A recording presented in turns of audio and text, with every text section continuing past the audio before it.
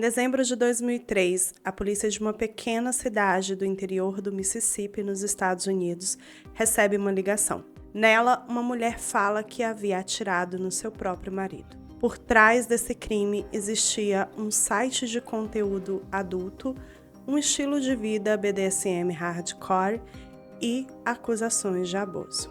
Oi, eu sou a Nelly, sejam todos muito bem-vindos ao Creep On. Esse canal que tem como principal objetivo explodir sua cabecinha com histórias sombrias e misteriosas. Todas as fontes utilizadas para a elaboração desse roteiro estarão linkadas aqui embaixo no box de informação. Se você ainda não é inscrito nesse canal, por favor se inscreva, ative o sininho para você não perder nenhum vídeo novo. Temos vídeos todas as terças e quintas. Siga a gente também nas redes sociais, eu vou deixar passando o nosso @ aqui na tela. E nós também somos podcast, estamos disponíveis no Spotify, você pode nos procurar lá, é Creep On também. E todos os episódios que saem aqui sobem para lá também em formato de podcast. Estamos pensando, e organizando as coisas para implementar um episódio exclusivo para o podcast toda semana, tá? Então fica de olho para você não perder. Dito isso, vamos ao caso.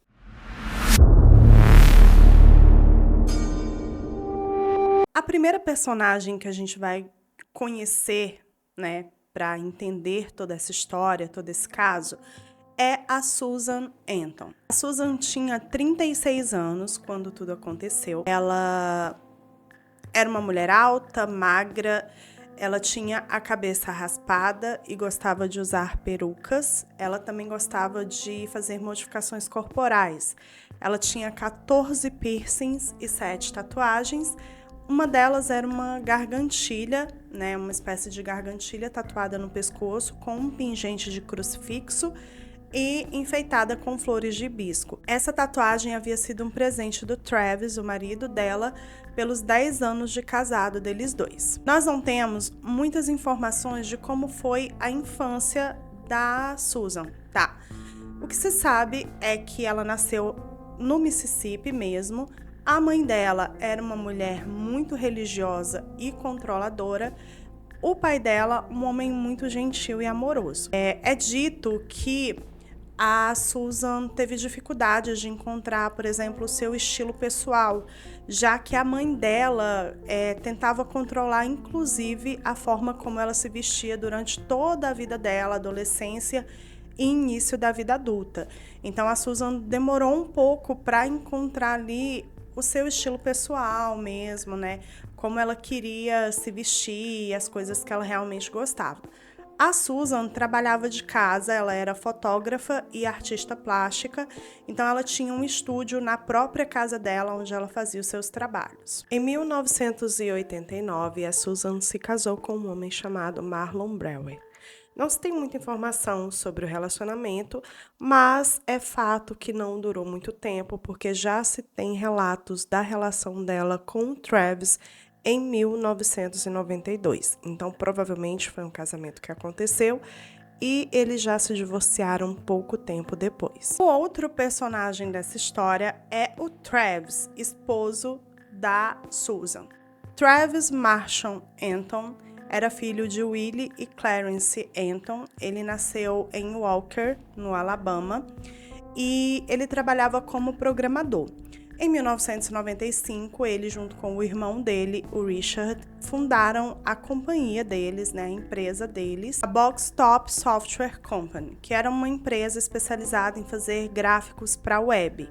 Naquele período, eles eram muito procurados, para fazer esse tipo de trabalho e os negócios iam bem, tá? Isso em 2003, já 8 anos depois dele ter criado a empresa já estava razoavelmente consolidada, eles já conseguiam viver do trabalho deles na empresa. O Travis era um homem alto e magro, ele tinha cerca de 1,80 m, os cabelos dele eram escuros e vinham até os ombros.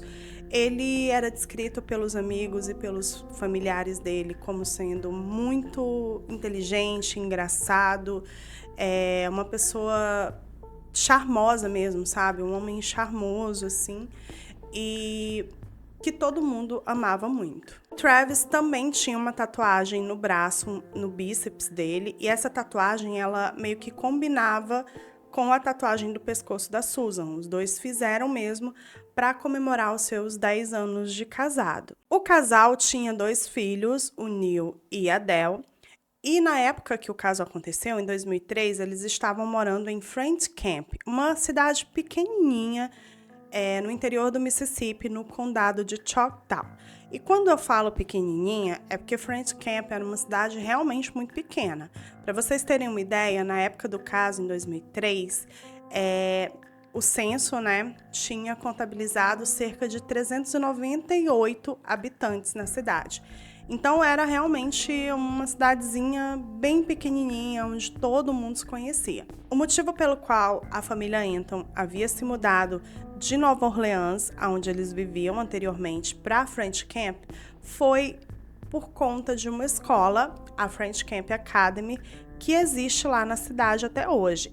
A French Camp Academy é um internato católico muito renomado e aonde os filhos do casal estudavam, o Neil e a Dell. Pelo que eu consegui entender na minha pesquisa, eles moravam mesmo no campus, eles viviam no campus, mas aos fins de semana e nos feriados eles ficavam com os pais. Então, pelos pais morarem ali na cidade, apesar das crianças estarem no campus, no dia a dia, eles tinham bastante contato com os pais. No ano anterior, em 2002, a família Anton havia comprado uma propriedade em uma das extremidades da cidade, na Mount Salem Road, uma estradinha assim mais isolada, bem mais isolada na cidade, e eu sei disso porque eu coloquei no Maps para ver mais ou menos onde ficava. E fica assim em uma ponta da cidade, aí você consegue ter uma estrada, bem assim isolada, e nessa estrada tem uma entrada particular que dá para outra estrada que vai para a casa deles. Então, era um lugar bem isolado mesmo, bem particular mesmo, Eles tinham pouco contato com o pessoal da cidade. Eles haviam comprado a casa e eles mesmos haviam reformado a casa. Eles tinham colocado mesmo assim a mão na massa, bem no estilo de Hawaii mesmo, e feito boa parte da reforma. A família Anton era bem reservada e não costumava participar assim de coisas da comunidade, sabe? Eventos que eram organizados ali na comunidade. O pessoal do French Camp, era uma comunidade rural, religiosa, e para eles os Anton até podiam parecer um pouco assim exóticos pela forma como a Susan principalmente se vestia, por ela estar sempre com perucas coloridas e tudo mais, as tatuagens, mas eles não viam nada demais, porque era uma família reservada, quieta, o casal parecia se gostar muito, os filhos estavam sempre bem cuidados e pareciam gostar muito dos pais, então eles não davam tanta atenção assim para os Anton. O que a população de French Camp não sabia é que o Travis e a Susan tinham um estilo de vida baseado em BDSM hardcore e eles mantinham um site. Nesse site, eles relatavam coisas sobre essa dinâmica da vida deles, na qual o Travis era o mestre e a Susan a sua escrava sexual. O site que eles mantinham tinha o nome de My Illustrated Life as a Sex Slave. Basicamente, em tradução livre, é Minha Vida Ilustrada como Escrava Sexual. E todo o conteúdo que era postado lá era escrito pela Susan usando um pseudônimo de Delia Day. Logo aqui no início desse vídeo, eu quero deixar bem claro que esse vídeo não tem a intenção de estigmatizar pessoas que são adeptas do BDSM ou de dizer que pessoas que gostam desse fetiche são abusadoras ou virão a cometer um crime, tá, gente? Não é isso. A gente só está falando sobre BDSM porque é uma parte importante do contexto da história, tá bom? Então, já para a gente não ter julgamentos aqui, julgando o coleguinha porque gosta disso ou porque gosta daquilo, essa não é a intenção do vídeo. Toda pessoa adulta que está ciente daquilo que quer e que gosta tem direito de fazer o que quiser entre quatro paredes, tá? Contanto que seja consensual. E para quem não sabe o que é BDSM, é uma subcultura de fetichismo e a sigla, né, BDSM, significa Bondage, dominação, sadismo e masoquismo. Basicamente, quem é adepto de BDSM gosta de práticas sexuais que envolvam sadismo e masoquismo. Existe sempre na dinâmica um dominador e um submisso. No caso do Travis e da Susan, ele era o dominador e ela submissa, e eles fazem coisas realmente que, né, geram dor, tem ali um quê de violência, e é isso que dá prazer para as pessoas. Porém, o BDSM, ele tem bases, e algumas dessas bases regem a prática. Então, basicamente, quem é adepto dessa subcultura precisa seguir algumas regras, digamos assim. A primeira e mais conhecida base do BDSM é o SSC, que significa seguro, são e consensual. Basicamente, você precisa estar seguro na hora da dinâmica ali, do ato sexual, aonde será utilizadas as práticas do BDSM. Você precisa estar são, então pessoas menores de idade, crianças e adolescentes, não são pessoas aptas, né, a consentir nada. Então elas não podem ser praticantes de BDSM. Ninguém que esteja sob efeito de algum alucinógeno, de alguma substância que tire você do seu normal, da sua, né, consciência, pode também participar das práticas. E tudo precisa ser consensual. Nada pode ser feito sem que ambas as partes estejam cientes de tudo e estejam consentindo absolutamente tudo. Essa é uma das bases, existem outras, mas eu não vou entrar muito nesse mérito. Mas é importante que a gente entenda que pessoas adultas que conseguem consentir, que podem consentir, podem estar livres para isso. Voltando para o caso, o pseudônimo Delia Day nasce ali no final dos anos 90, quando a Susan cria um site chamado Ideal Delia. Nesse site, a Susan escrevia poesias e textos líricos mesmo, e também postava alguns dos seus autorretratos. Ela era artista plástica, né, e fotógrafa, então uma parte importante do trabalho da Susan são os autorretratos dela. Ela costumava postar ali. E logo em seguida surge também o Joseph.com. Esse site já era direcionado para o público que é adepto do BDSM. E ela já falava ali sobre as experiências dela com o Travis e a dinâmica deles dois.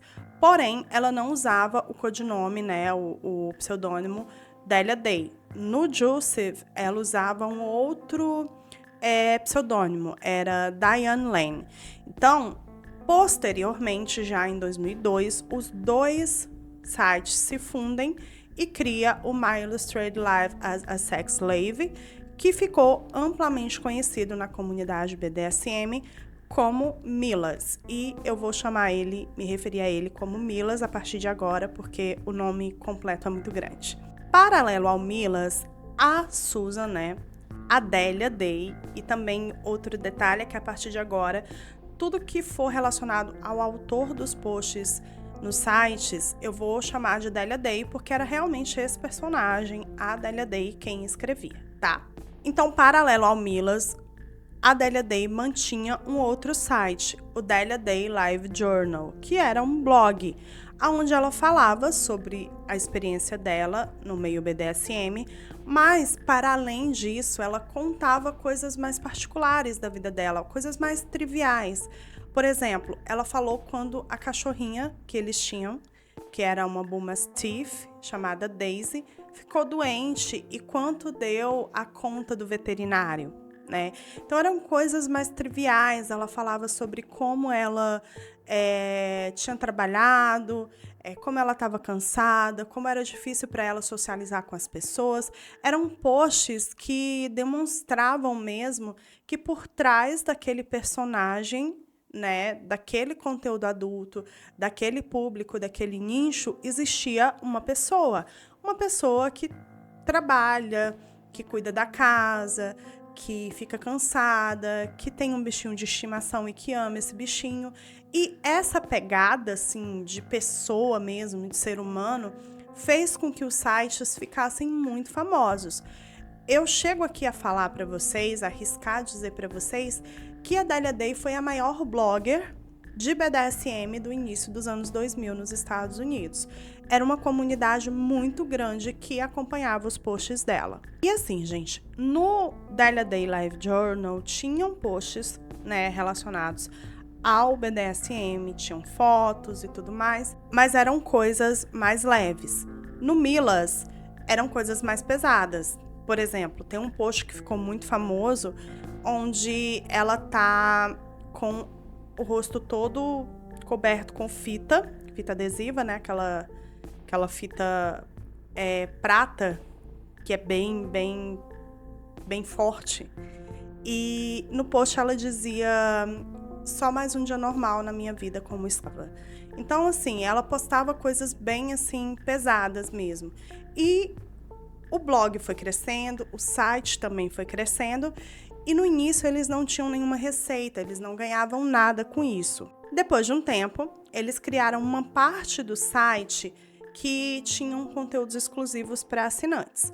Então você ainda continuava podendo acessar o Milas, se você fosse não assinante, mas pela bagatela de $8 ao mês, você conseguiria ter acesso a conteúdos ainda mais hardcores, ainda mais pesados e ainda mais explícitos. Isso rendia ao casal uma receita de cerca de $15 mil ao mês, somente relacionado aos custos do site. O Milas não está mais no ar, a gente não consegue mais acessar o site, porém o Dália Day Live Journal ainda está no ar. Foram retiradas várias fotos de lá e alguns posts também foram apagados, mas ainda tem posts lá que você consegue ver e você consegue mais ou menos entender como que era essa dinâmica das postagens da Dália no blog.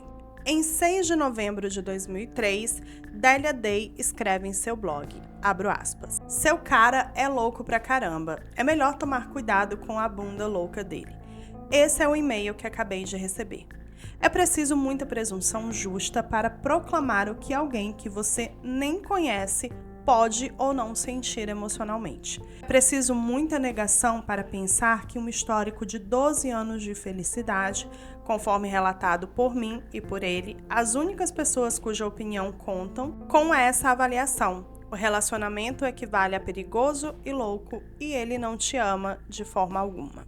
Quando a gente vê esse post, a primeira coisa que vem à cabeça da gente é: ok, estamos falando de uma coisa que, para quem não é adepto, parece ser bem diferente, talvez até um pouco chocante, porém, ao que parece, a Susan está ciente de tudo isso e é tudo consensual. Então, como eu falei para vocês, pessoas adultas que estão consentindo, é problema delas, né, gente? Eu acho que não tem por que a gente questionar a vida dos outros. Mas, durante a minha pesquisa, e eu já quero dizer para vocês que eu pesquisei muito para fazer esse roteiro, porque esse caso aconteceu...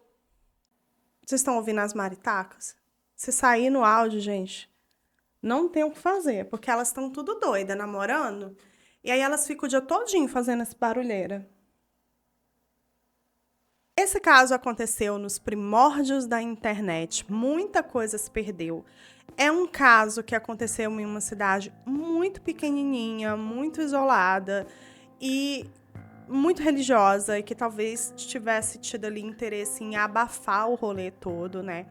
Então, assim, foi um pouco difícil levantar tudo e montar esse quebra-cabeça.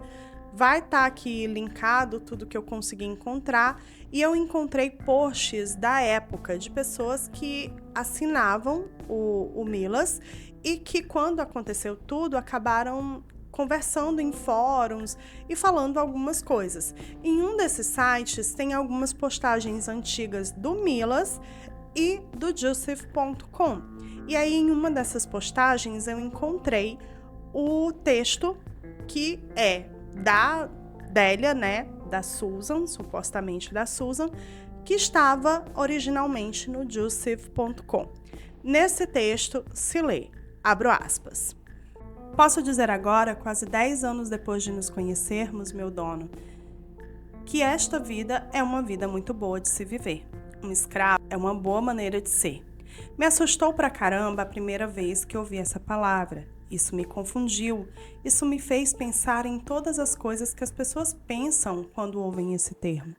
Eu provavelmente tive a reação típica. Soou humilhante e soou errado. Nem parecia divertido, fantasia, muito menos uma forma gratificante de viver baseada em ideais familiares sólidos e conservadores para tornar qualquer republicano orgulhoso." Fecho aspas. No restante do texto, que é gigantesco, então não vou ler todo aqui para vocês, mas eu vou resumir, a Délia fala sobre como ela foi ensinada a se tornar uma escrava sexual.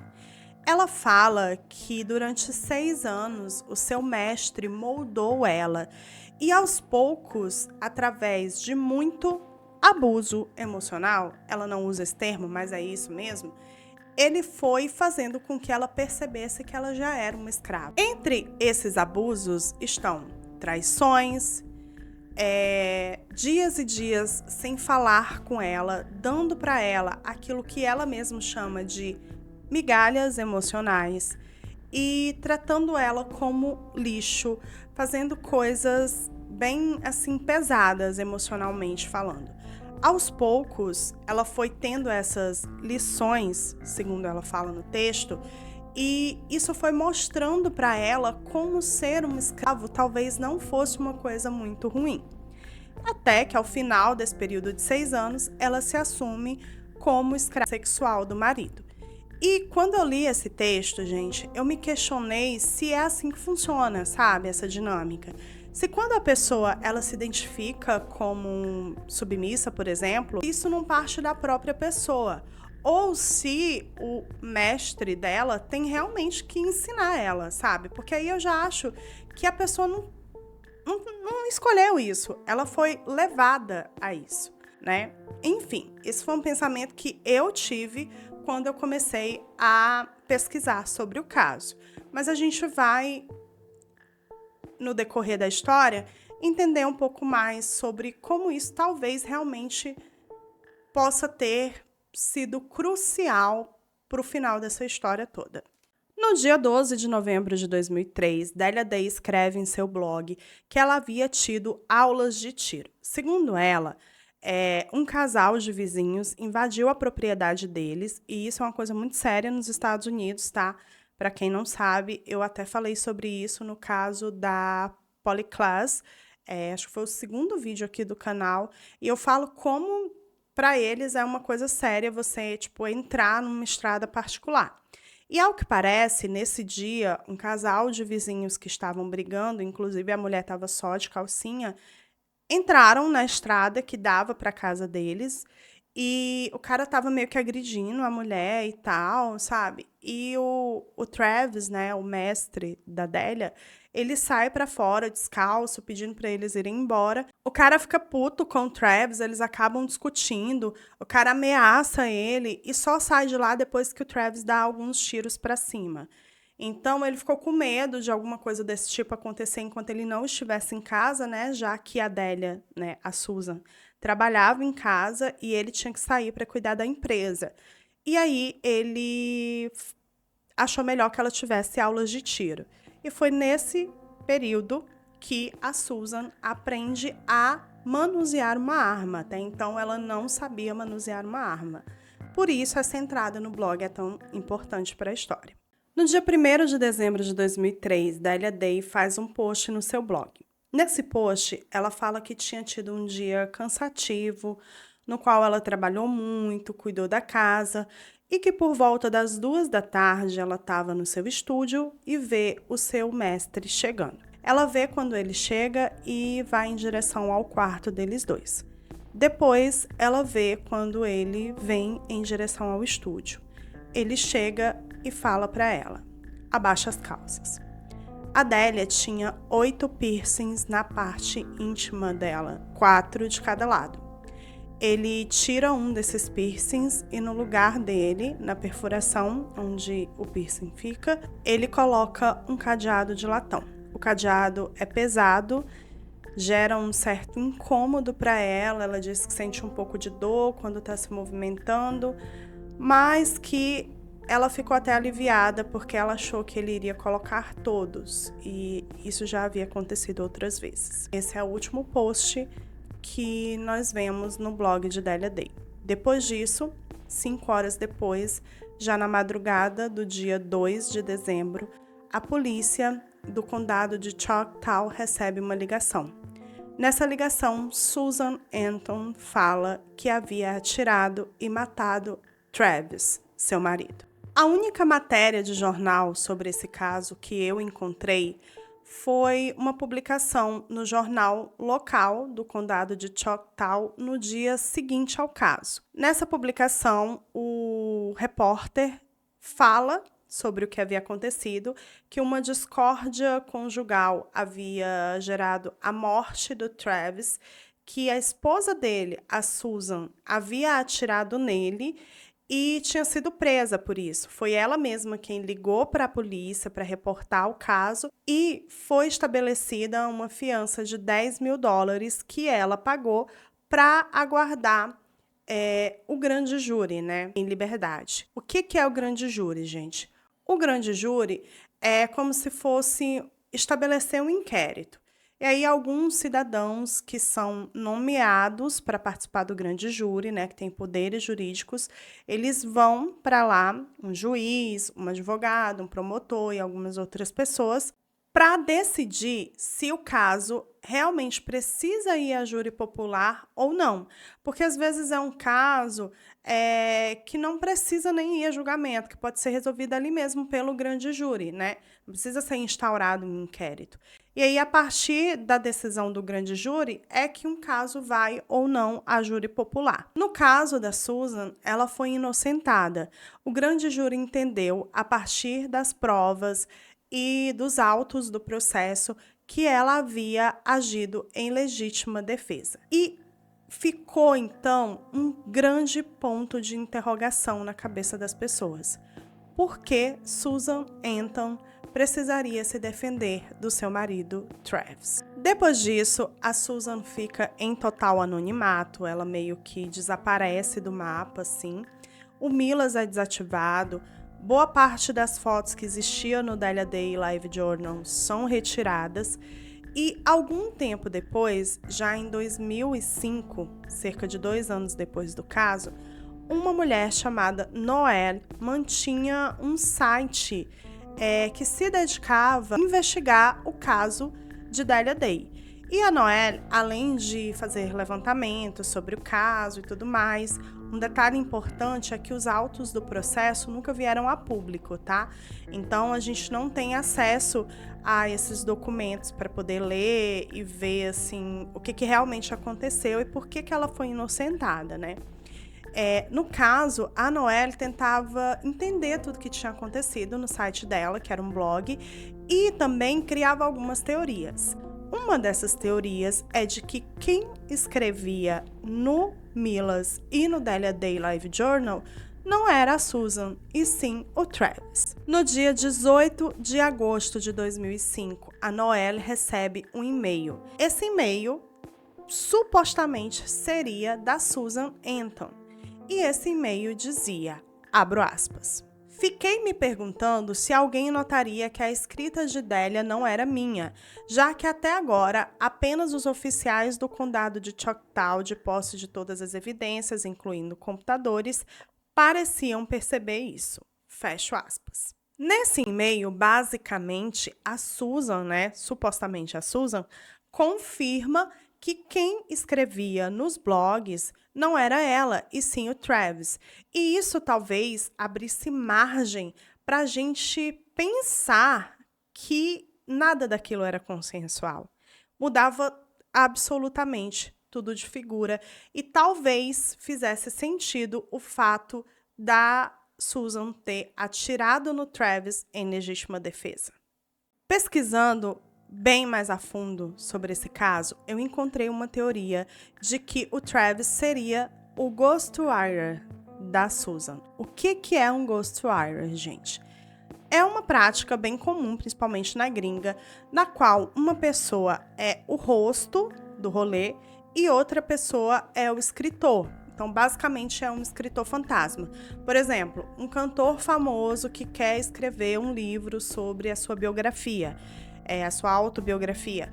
Então, ele procura um ghostwriter, ele é o rosto do livro, porém, quem está escrevendo mesmo é aquele escritor, entendeu? Aquela pessoa especializada em escrever romances e tudo mais. Então, essa teoria ela existe por alguns motivos que eu vou citar aqui para vocês. Primeiro, os internautas, né, quando surgiu essa história de que era o Travis que escrevia, eles começaram a comparar a escrita no Joseph.com e no Ideal Delia com a escrita nos sites de 2002 e 2003. E eles perceberam que a estética, né, assim, o estilo de escrita da Adélia e da Susan era diferente. Porém, o Travis mantinha um blog no qual ele escrevia coisas triviais mesmo, assim, sobre a vida, poesias e tal. E o estilo de escrita do Travis nesse blog, que era um blog que era assumidamente dele, parece muito com o estilo de escrita dos sites da Delia Day. Isso, por si só, já levantou uma pulga atrás da orelha das pessoas que estavam interessadas no caso, né? Além disso, se você entra no Delia Day Live Journal, você vai ver que bem assim no layout do blog, bem no canto, tem um poema que está inacabado. Esse mesmo poema foi publicado no site do Travis, como sendo de autoria dele e completo. Isso fez com que as pessoas basicamente chegassem à conclusão de que quem escrevia era o Travis. Além disso, tem um relato de uma amiga da Susan. A Elaine Angel era amiga da Susan. Ela, inclusive, colocou alguns dos piercings que a Susan tinha.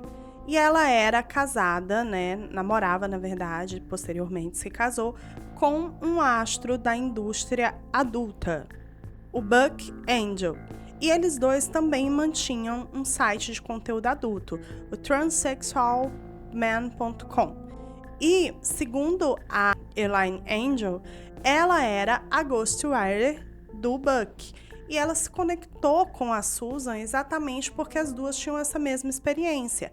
No caso, a Susan era o rosto e o Travis o escritor, e no caso da Elaine, ela era a escritora e o namorado dela era o rosto do site.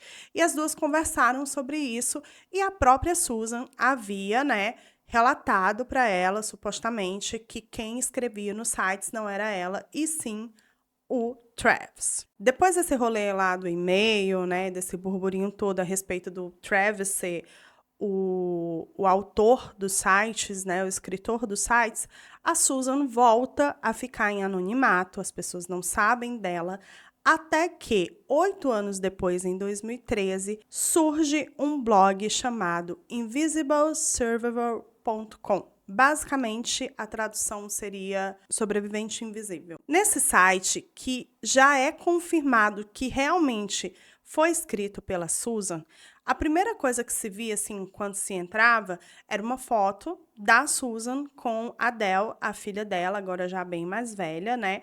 E dá para ter certeza que é a Susan por conta da tatuagem no pescoço. O primeiro post desse site fala sobre o fato dela nunca ter tido como dar consentimento de nada. Ser consensual nunca foi uma opção para ela.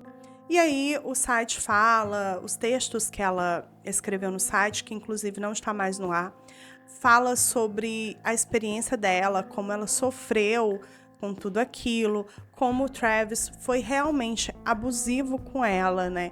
Como o Travis nunca deu essa opção para ela de consentir, que tudo foi meio que empurrado para ela. Como ela sofria mentalmente, emocionalmente e fisicamente naquele relacionamento. Victoria Evans é uma escritora estadunidense que ano passado, no final de 2023, lançou um livro lá na gringa sobre o caso Delia Day. Esse livro não chegou no Brasil ainda e quando chegar eu quero muito ler, mas a Victoria ela tem um site que ela fala muita coisa sobre o caso, tem bastante coisa interessante para você ler lá sobre o caso. Tem uma parte do site que é para pagantes, tá? E tem outras coisas que você consegue ler mesmo sem pagar. Vai estar aqui na descrição, porque eu utilizei como fonte para o roteiro.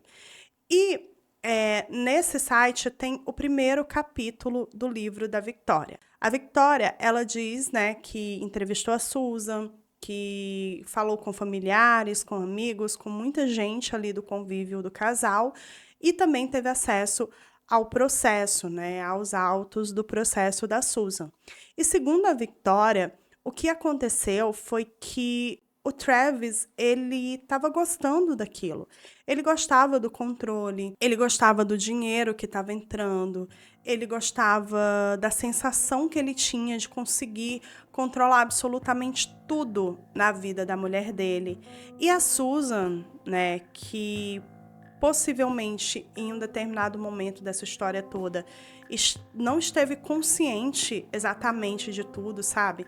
Ela amava o Travis, ela era apaixonada por ele e ela foi se deixando levar por toda a situação, sendo empurrada, sabe, para tudo isso. Gente, não tem jeito, relacionamento abusivo, tá? E eu tô falando aqui na teoria de que realmente era um relacionamento abusivo. Quem tá dentro não consegue perceber. A gente que tá fora, a gente olha as situações e fala, poxa, red flags, poxa, aquilo não tá legal. Mas a pessoa, ela não consegue perceber, ela não se dá conta do que tá acontecendo, sabe? Então, às vezes é muito fácil a gente olhar e falar, poxa, eu teria ido embora, eu teria largado, eu teria saído. Mas quando você tá dentro do negócio, é diferente, a sua perspectiva é diferente, a sua visão é diferente, envolve sentimentos, envolve muitas outras coisas. E nessa versão, né, que tá lá no site, a Susan estava cansada daquilo. E ela sabia que o Travis não iria parar. Ela queria ir embora, ela estava cansada, ela estava esgotada fisicamente, psicologicamente, mentalmente. E naquela noite, que foi exatamente no final do feriado de Ação de Graças de 2003, ela iria dizer para o Travis que ela não queria mais. E foi a partir, provavelmente, dessa conversa, dessa discussão, que se chegou a esse fim trágico no qual o Travis perdeu a vida. Travis abusou e machucou a Susan por 10 anos. Eu acho que essa resposta a gente nunca vai ter, porque a gente não tem mais como ter a versão do Travis, né? A única versão que nós temos hoje é a da Susan. A família do Travis fala que não, que ele nunca abusou dela e que ela tinha que ter sido presa e ela tinha que ter pagado pelo crime que ela cometeu. E eu sempre falo aqui que a pessoa que comete um crime, ela precisa pagar pelo que ela fez, ela precisa ser presa, né? Ela tirou a vida de alguém. Se o Travis realmente abusava da Susan, se ele realmente fez tudo isso com ela, eu acho que ela chegou no ápice, sabe? Ela chegou num limite, sabe? Aquela gota d'água que faz o copo transbordar. E assim, gente, é muito complicado da gente falar sobre um caso que tem tão pouca informação. Eu espero muito que esse livro venha para o Brasil, porque eu quero ler esse livro e aí trazer para vocês essa perspectiva, né, da Susan nas entrevistas e em tudo que ela falou para Victoria. O fato é que ela realmente matou o marido dela, ela nunca negou isso, ela chamou a polícia e, pelo que ela falou, foi em legítima defesa. E essa versão foi acatada pelo grande júri, tanto é que ela foi absolvida. Em um desses fóruns antigos, né, que eu li, e eu fiquei tipo, gente, para fazer esse roteiro eu fiquei, eu acho que umas 20 horas lendo e pesquisando para conseguir traçar toda essa linha do tempo. Tem um relato de uma ex-assinante do Milas, e eu vou ler esse relato para vocês, porque ele vai traduzir exatamente o que eu sinto sobre esse caso. Esse comentário foi escrito por uma usuária chamada Leonor, e ele diz exatamente o seguinte, abro aspas. O que vejo quando olho para o site da Susan é uma mulher que está sendo muito pressionada pelo seu dono. Ela foi severamente punida por não ter feito sexo oral nele enquanto ela estava literalmente vomitando. Ele ficou furioso quando ela disse que queria ter cabelo de novo. Ela alegou em seus posts que não tinha problema com esse tipo de tratamento, que ele era o dono dela e que ela o amava. E eu estou pensando que na época em que ela postou essas coisas, ela realmente acreditava nelas. Ele a estava treinando. Ela era totalmente dependente, segundo ela mesma disse. Uma grande questão existe aqui na minha mente. Até que ponto é aceitável pressionar alguém, mesmo no contexto de BDSM consentido? Um mestre que conheço pessoalmente disse, antes de tudo isso acontecer, algo meio que me dá arrepios agora. Ele disse, sabe, esse é um ótimo site em muitos aspectos e é o único que eu pago em anos. Mas eu nunca forçaria tanto o meu escravo. Isso é pedir problemas. Talvez ele estivesse mais certo do que qualquer um de nós imaginava naquela época. Depois de tudo isso, a Susan foi viver em anonimato. Ela chegou a se casar de novo, se divorciou e durante um tempo ela viveu em uma van com seus 2 filhos e os seus bichinhos de estimação. Atualmente, ao que se sabe, a Susan vive no Texas. Ela tem um ótimo relacionamento com seus filhos, com o seu genro e com seus netos. Em 2014, ela publica um autorretrato que ela havia feito, e nesse autorretrato ela está literalmente apagando algo que estava escrito na testa dela. Na testa dela se lê: inseguro, masoquista e autodestrutivo.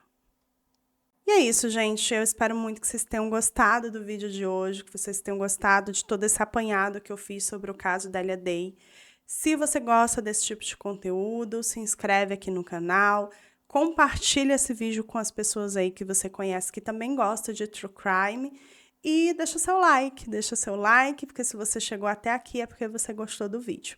Um beijo para vocês e até o próximo vídeo.